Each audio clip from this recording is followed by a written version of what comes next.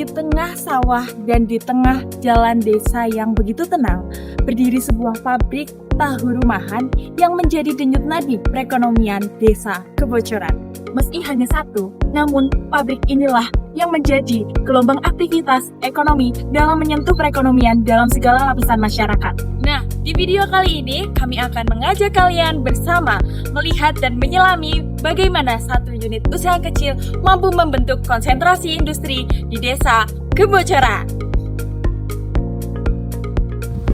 Pabrik tahu milik Bapak Pairan berdiri sejak tahun 2010 yang berawal dari usaha kecil-kecilan hingga sekarang itu mampu mengolah lebih dari 150 kilo biji kedelai dalam waktu setiap harinya.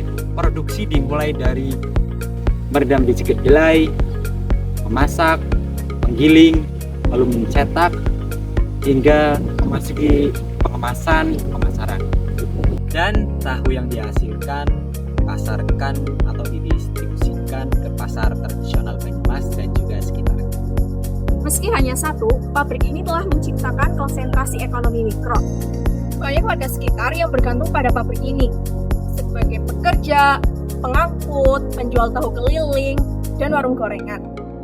Dalam teori ekonomi industri, konsentrasi tidak selalu berarti banyak pabrik.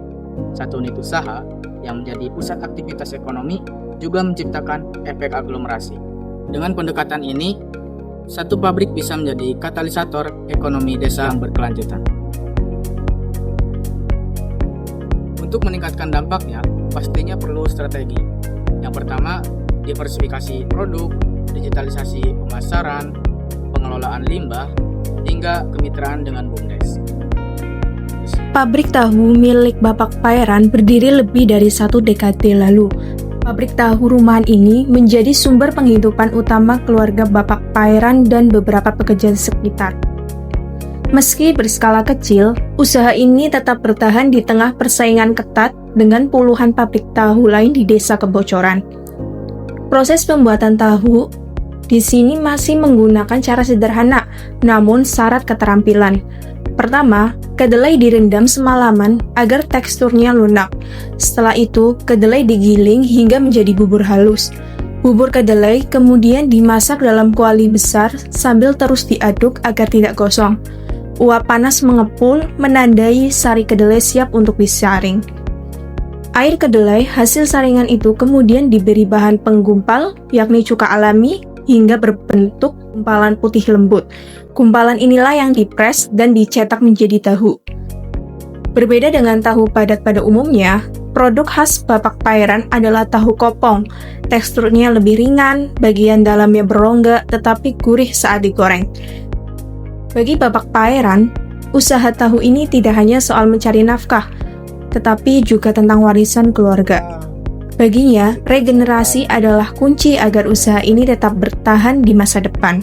Baik. Sebenarnya melanjutkan yang dulu yang kecilnya di Mongi yang masih janji ya pindah usaha terus dipindah ke Sumatera, saya akan suruh meneruskan. Namun, seperti kebanyakan industri rumahan di desa Kebocoran, pabrik tahu ini juga menghadapi masalah klasik, yakni limbah bekas produksi. Studi kasus tahu kopong milik Bapak Pairan menunjukkan bahwa meskipun berskala rumahan, sebuah usaha dapat memberikan dampak besar bagi ekonomi desa. Dari dapur sederhana ini, lahir produk yang tidak hanya menjadi makanan sehari-hari, tetapi juga sumber penghidupan bagi banyak orang. Kedelai kira-kira ya 20 kilo kedelai, terus jadi tahu ya kurang lebih 3.000 lah, 3.000 biji kurang lebih. Setelah digoreng sekarang 250 karena kedelai naik terus. Dulu kan 150 per biji karena nggak nutup akhirnya dinaikkan harganya. Ya Bun, anu mukbangan tahu kopong. Ya.